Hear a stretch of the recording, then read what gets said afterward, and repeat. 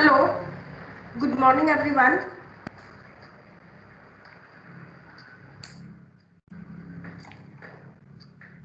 So today we are going to discuss about one important concept related to KNN. We have seen in the last session how KNN algorithm works. But the question remains is how to determine the good value for this K. So today we are going to focus upon this concept, how to select, how to determine the value of K. And the next concept that we are going to cover is one more algorithm under instance-based learning, and that is the distance-weighted nearest neighbor algorithm. So it is, you may say it is a variant of KNN only, but we'll be focusing upon this algorithm as well. So let's begin with how to determine the good value for K in KNN algorithm. There is no straightforward method as such to calculate the value of K. And we may say that the best value of K is dependent upon the data that we have. But one important point to be noted is K should not be very small or K should not be very large. Then how to determine the good value for K? So if we select the K value which is very small, then if K is small,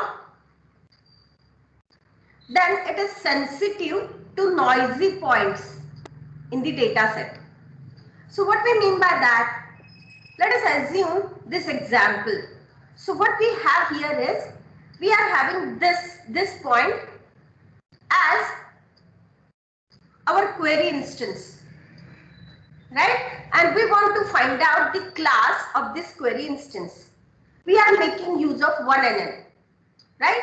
And we are having the samples, those belong to two different classes. But we are having one noisy sample as well. So look at this is a noisy sample. So this sample actually belongs to this square class, blue square class, this sample, right? But why we are saying this sample is noisy? Because this is out of the way placed in this particular class of samples, that is the red circles. So we are having this noisy sample means mistakenly this sample is being labeled by this rectangle class. In fact, this sample is the red circle class. But due to some mistake of the person who is providing the labels to the examples in the data set, he or she has provided the label for this data sample as the square class. Right? Now, if this is my query instance and if we are using 1NN, then obviously the sample, one sample that is closest to the query sample is this sample, which is a noisy sample. And as this is a noisy sample, meaning this has been labeled by class square, obviously my 1NN will predict class of this query instance as square, right? But if we visualize this particular training data set, then obviously we may predict that this must belong to the red circle class, right? Instead of this square class, correct? But due to this noisy sample, it has happened that this particular query instance is being classified wrongly as the square class, right? So if K is too small, that means if we are making use of 1NN in this particular situation, this noisy sample has predicted incorrectly the class of our query instance. So I may get the incorrect result for my query instance. And this has happened due to very small value of k. Instead, if I would have k value which is more than 1 in this particular scenario, say for example 3, then what will happen? No doubt this is the query sample, this is the sample which is closest, but in addition to this we are going to identify 2 more samples. Those are closest to our query sample. So we are identifying 3 samples. Those are closest to this query sample. And obviously what will happen if we go with 3NN in this case, even though this noisy sample is there, right? Remaining 2 samples, those are closest to query sample, is having the class that is red circle. So majority samples will have the class red circle, and that is why this query instance will be predicted correctly. Even though this noisy sample is there, that will be predicted correctly with the red class, right? And that is why we are saying that if we are having noisy points in our data set, then it is better to select k which is more than 1. So if we are having very small value of k, it is sensitive to the noisy points. Is there any doubt?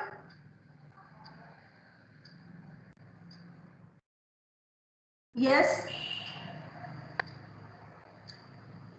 May I proceed?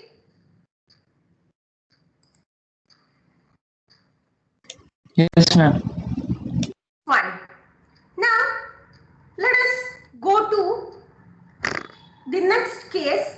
If my k value is too big, so in fact larger k values work well, but if we are having too large value associated with k, then what will happen? Majority of points in certain situations will be included from other classes. Say for example, if we are having spread the samples belonging to 2 classes in this fashion, and if we have selected k which is too large, right? So if this point is my query instance,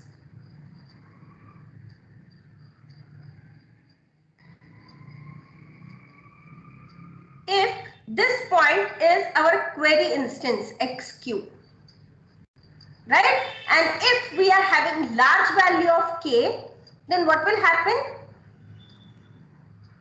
Those many instances will be identified which are closer to this particular query sample.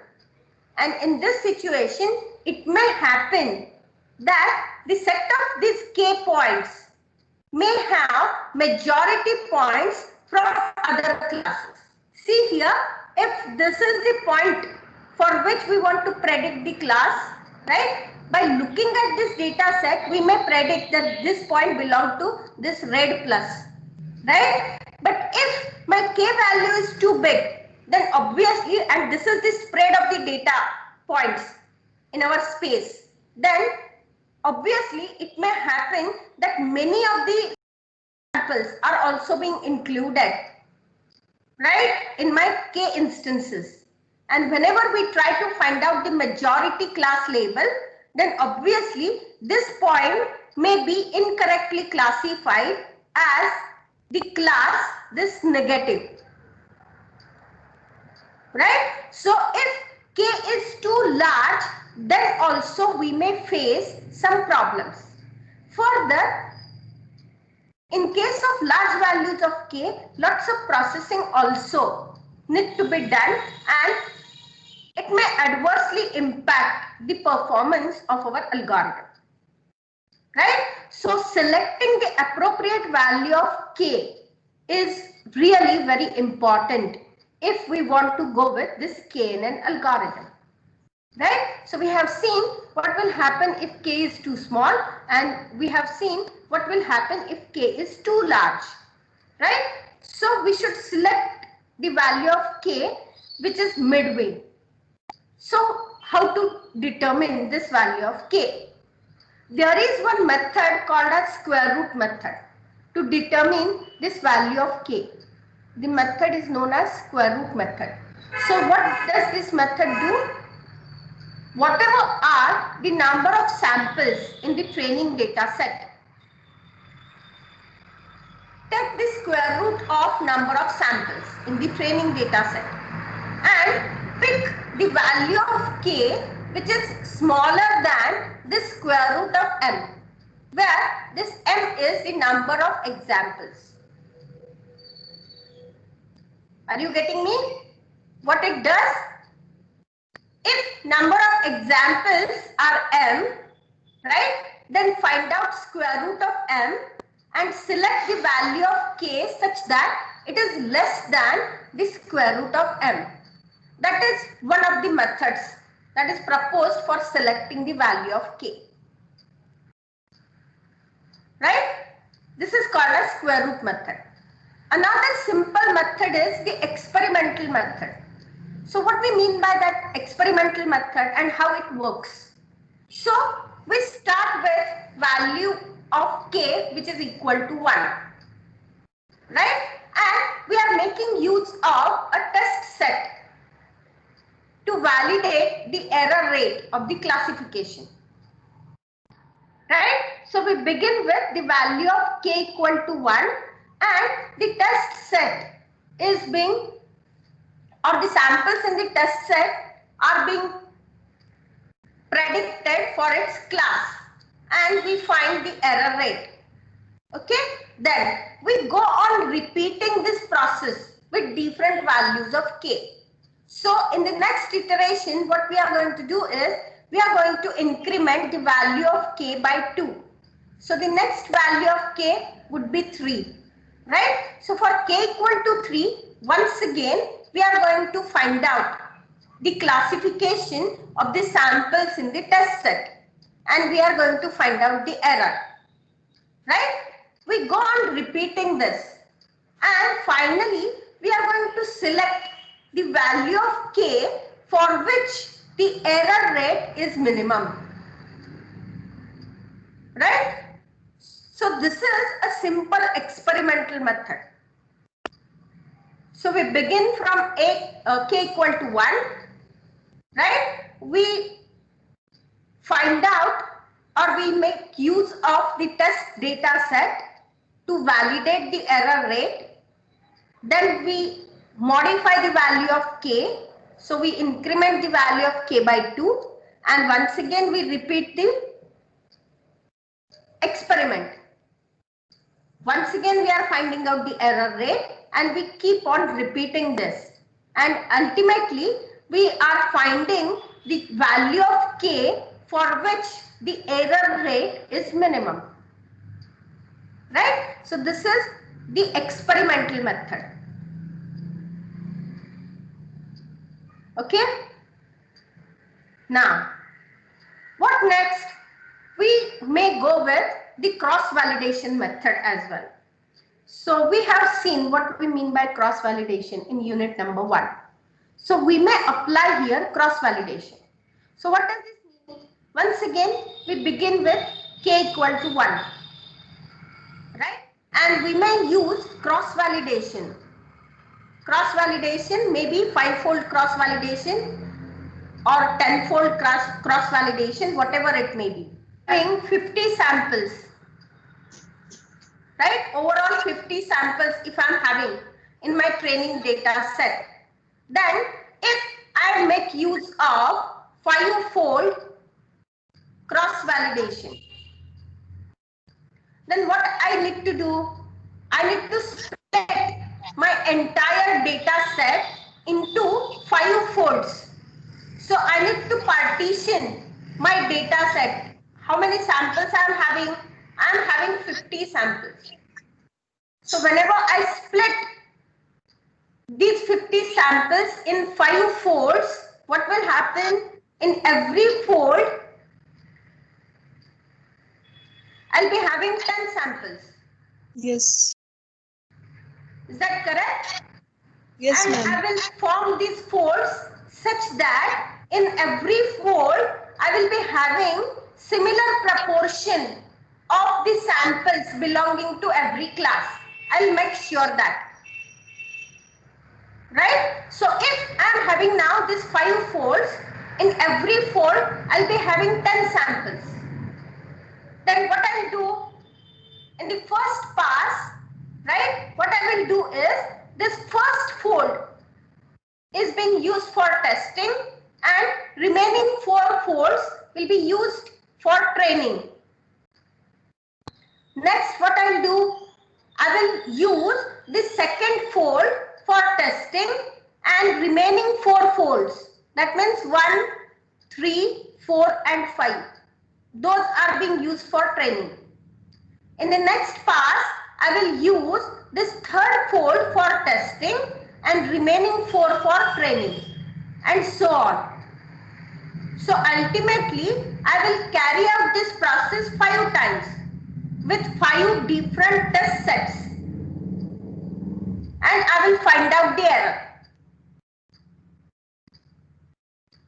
Correct? Yes? Yes, ma'am. So we have seen this earlier. Yes, ma'am. Fine. So here also we may go with this cross-validation method and we begin with k equal to 1 and we run the cross-validation like 5-fold cross-validation or 10-fold, whatever it may be depending on the data samples that I have. And what I'll do is I will measure the accuracy, right? Every time. Then I change the value of k. Once again, I will have the same folds with me and once again I will find out the accuracy, right? And I'll keep on repeating this till the results become consistent. So once I get the consistent results, then I'll stop and that value of k I will select. So this is one more method of cross-validation, right? Another thing is that I would like to point out here is what we do basically is we keep on changing the value of k. And as k increases, usually the error goes down. And then at some value of k, the error is stabilized. And after stabilization, once again, as we go on increasing the value of k, then it may happen that error once again raises. Right?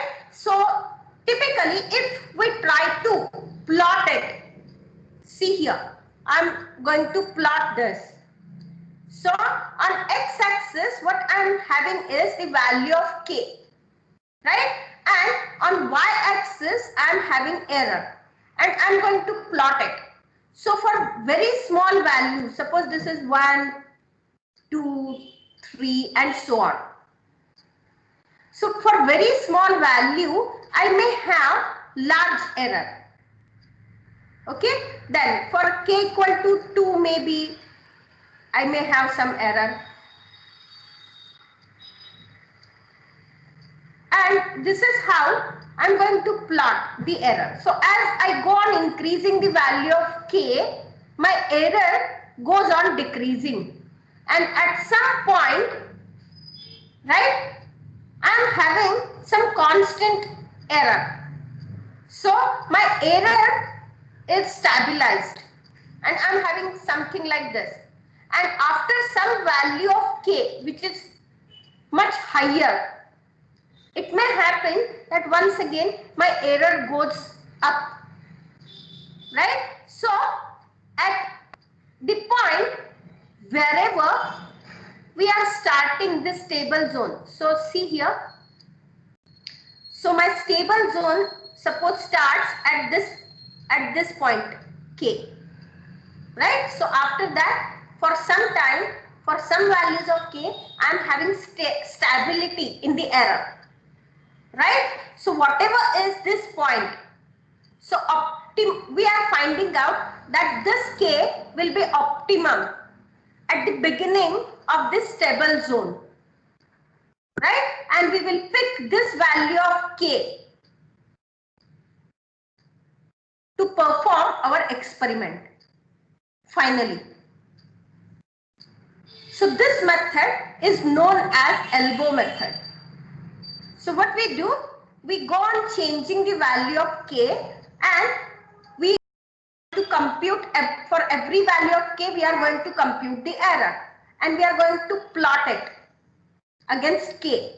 So at some point that is at some value of k, it happens that our error is stabilized for some time, for few values of k, and after that it may raise again, right? So whatever is this value of k, that is at the beginning of the stable zone, this value of k we may pick as the optimum value of k, right? And that value of k will be used for our experimentation, and this method is known as elbow method. Getting me? Yes? Yes, ma'am. Yes, ma'am. Fine. So many times we experiment like this. We plot the error against the value of k, right? And we pick the optimum value of k by making use of this elbow method. And this is the popular way of finding out this value of k. Yes, ma'am. Fine. So let me proceed now with a final comment. So we have seen that this elbow method works well, and to plot this error against k, we may select any of the earlier methods those we have discussed. So we may use cross validation method, we may use simple experimentation, right, to find out this error for various values of k, right? And finally, we may use this elbow method to finalize the optimum value of k. Sometimes, if we know if we have the domain knowledge about the data set that we have, then it may also help us to find out this optimum value of k.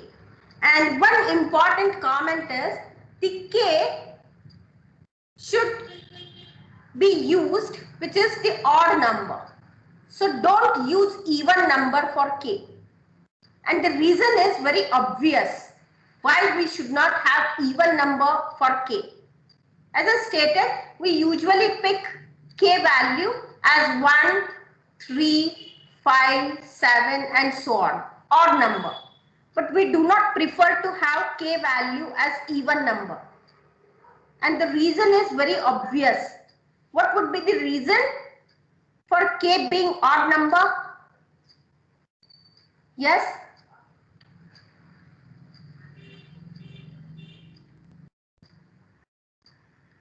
Yes, anybody? Why I am saying that k should be odd number?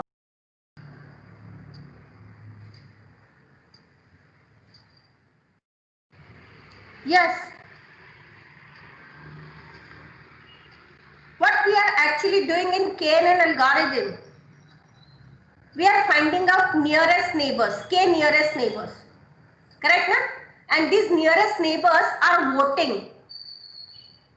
So if my k value is 1, then there will not be an issue. So whatever is the class label of the nearest neighbor, that class label is being assigned to our query instance. So yq is assigned the value of yp if this xpyp is the instance that is closest in 1, if k equal to 1. If my k equal to 3, what will happen? we will have 3 samples. Those are closest, x1, x2, x3. Right? And these 3 samples will vote for identifying the label of xq. Right? So obviously what will happen? We may get the majority voting. So either it may happen that all these 3 nearest neighbors are having the same class, or it may happen that x1 is having different class and these 2 are having the same class, or likewise.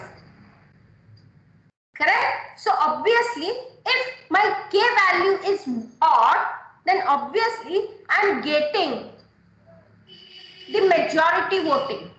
If instead, if my k equal to 4, then there are chances that 2 of the samples, 2 of the nearest neighbors are voting for say positive class and 2 are voting for negative class. So there is a tie. So which label to assign for yq? That might be the question if this happens. Right? And that is the reason why we should prefer to use k value as the odd number.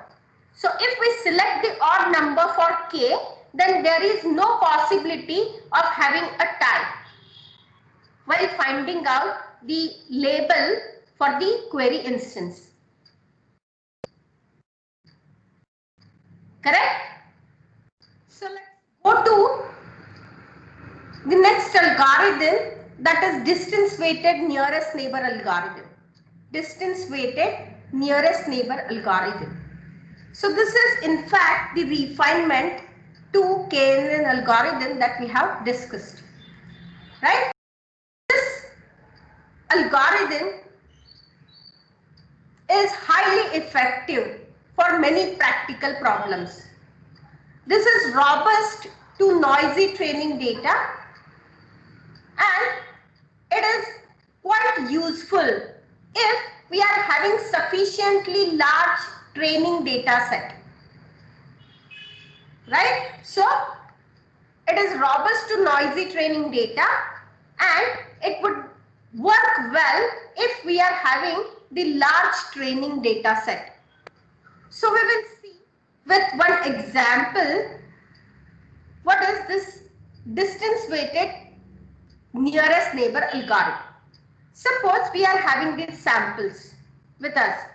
Those samples belong to 2 different classes, class 0 and class 1.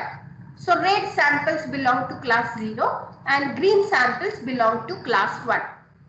Now let us assume that we are having this as the query sample.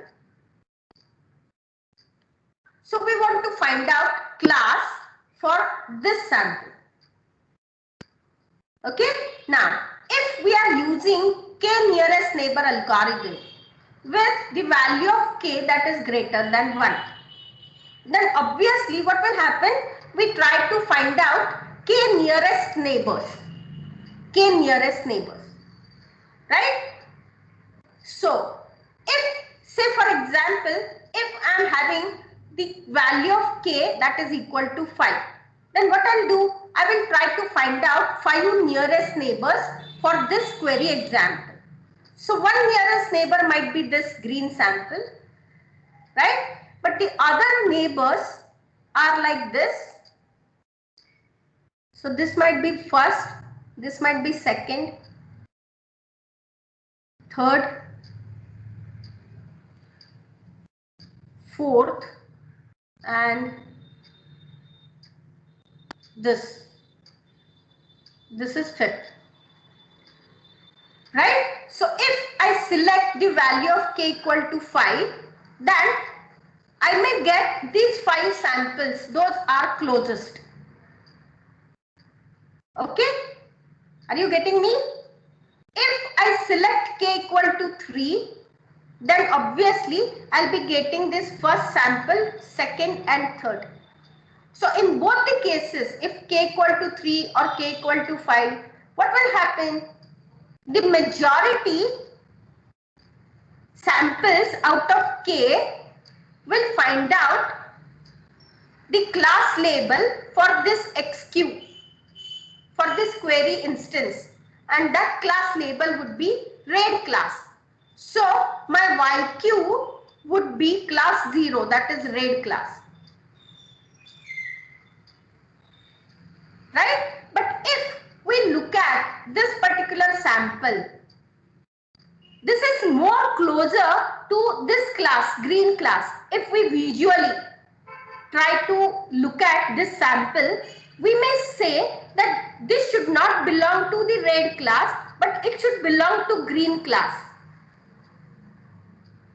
Right? But actually, if I am selecting the value of k which is greater than 1, then depending on whatever is the spread of the data samples, I find the label of this particular query instance as the red class. Right? But visually seeing the samples, I may think that the proper class for this query sample should be the green class. So there might be the ambiguity, right?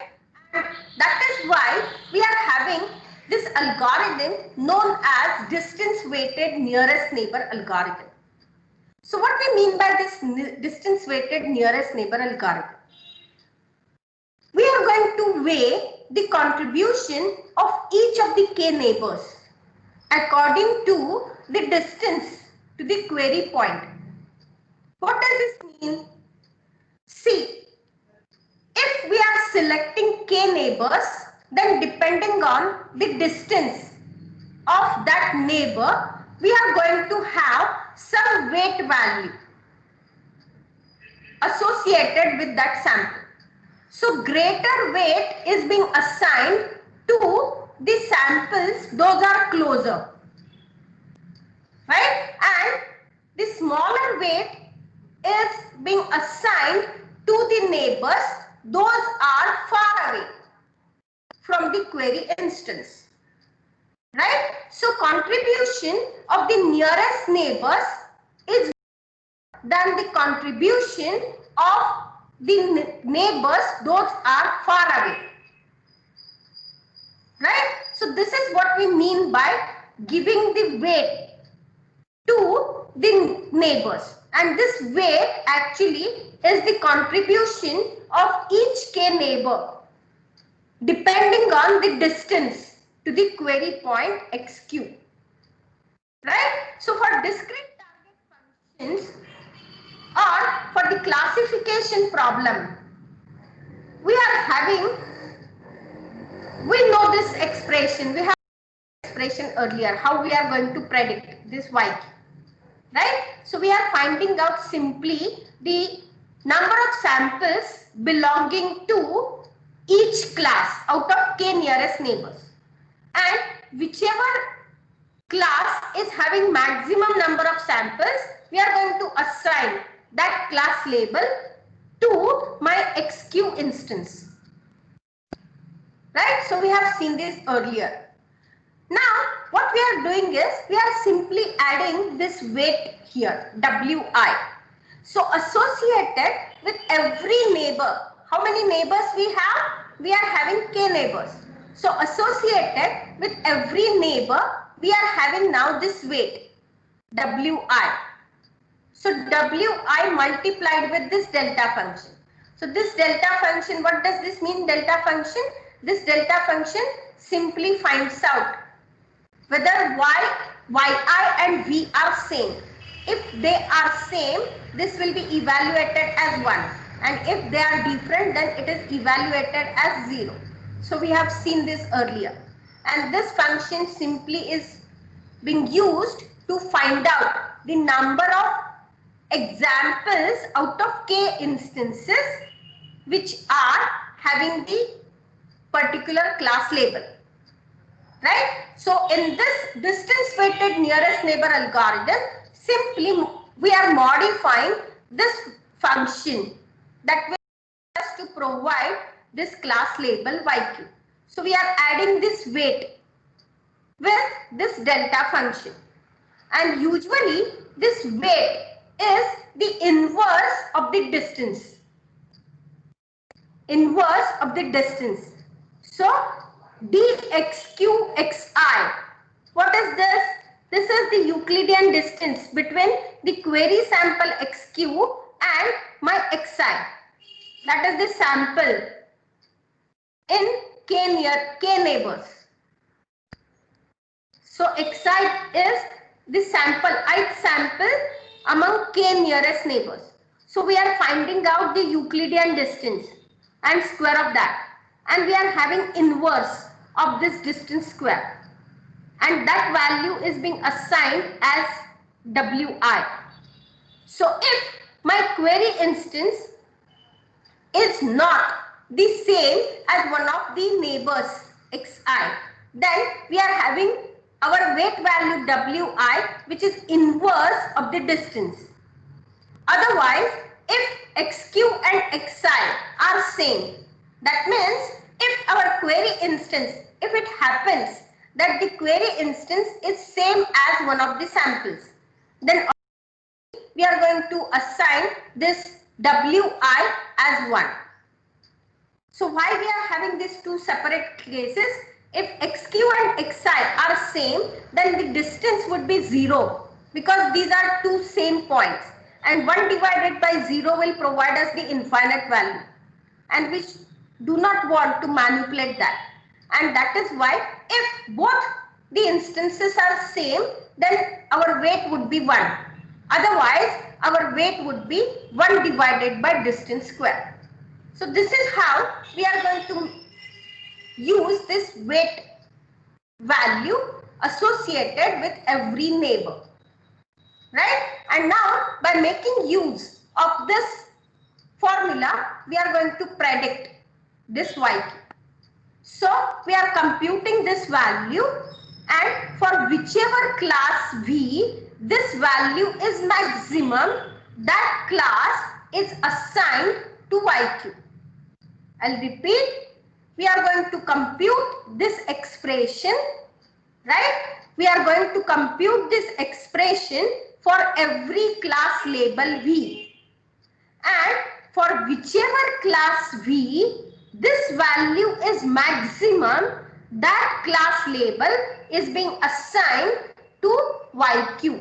So that would be our prediction of the class for this query instance xq. So what we are doing here is, instead of weighing all the neighbors in the same way, we are weighing the contribution of each neighbor differently. So if the neighbor is closer to the query sample, we are going to provide higher weight to that neighbor, and if the neighbor is far away from the query sample, then obviously contribution of that neighbor in the class label of query instance would be minimum. So we are going to have smaller weight to the neighbor which is far away from the query example. Okay, so nearest neighbors will influence more to the query example than the neighbors those are far away. So simple it is, right? So accordingly we are going to provide these weights, and we are going to compute this quantity. Okay, and accordingly we are going to find out the target class for our instance, query instance xq. Okay, so this is for classification. Similar is the case for regression. So simply modification in our expression is, we are adding here the weight and we are dividing it by summation of weights, right? So for regression we are computing this quantity summation over I equal to 1 to k wi yi.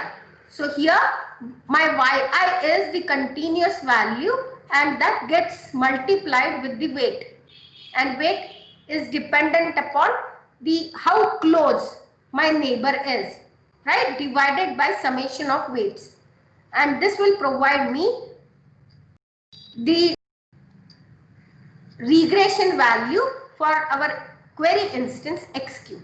So this is how we can compute for real valued functions, that is the regression case. So this is how our distance weighted nearest neighbor algorithm works for regression. Okay, I hope you must have understood these concepts. Once again, this Wi is similar. So it is inverse of distance square. So if my sample is close, then I'll be having higher weight. If the sample is far away, then I'll be having lower weight. That's all. Okay. Now, I'll be having few comments related to distance weighted nearest neighbor algorithm, and then we'll conclude the session. Now, so far we said that we are selecting k neighbors.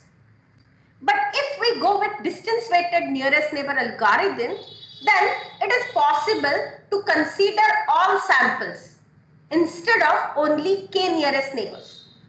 Why? Because even though the samples are far away, obviously they will be contributing less in final computation. So it may happen that we may consider all the samples those we have in our data set. So instead of picking up k neighbors, we may use all the samples. Right? And this method is the global method, because we are making use of all the samples those we have instead of k samples. But if we are making use of all samples, obviously the algorithm will run slowly. Okay, because we are having lots of computations for all the samples under consideration.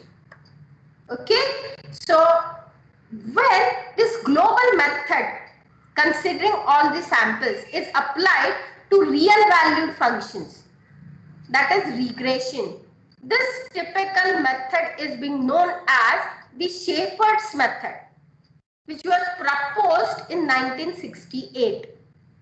So if we apply this global method for regression problem, then this method is popularly known as the Schaefer's method, which was invented in 1968. Right?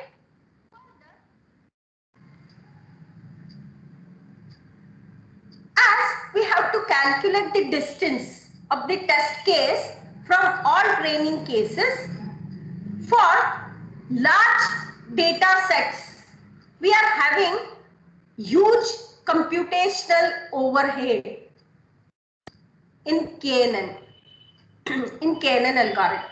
In KNN algorithm, what happens is we need to compute the distance of query instance from every sample in our training data set. So if we are having many samples in our training data set, then we need to compute all those distances. Right? So for large data sets, we are having some huge computational overhead associated. And due to this, we are having delays in making a decision or predicting the class. Right? So to optimize this, we may use KD trees. Those may help us to index the examples to minimize this overhead. Not going into the listing out of the difficulty in KNN algorithm. So this is one of the difficulties, that if my data set is too big, then associated computational overhead is also big, right? And obviously there are delays in making a decision, right? Also, sometimes if we are having lots of features describing a particular instance in the data set, it may happen that we are having many irrelevant attributes. And if we are having irrelevant attributes, those are not at all contributing, This may lead to incorrect results, and this problem is known as curse of dimensionality. In the next session, we are going to focus upon this problem of curse of dimensionality, and we'll try to find out the solutions for this problem. Right? So, this is what the agenda for the next session. In the next session, we'll be focusing upon this concept of curse of dimensionality. If you have any doubts, please let me know. Otherwise, we are going to conclude this session. Today, you are having a quiz. So, I will be posting the link for the quiz in Google Classroom, and you are supposed to attempt the quiz based on the content of this week. Right? Is there any doubts? Yes, is there any doubt?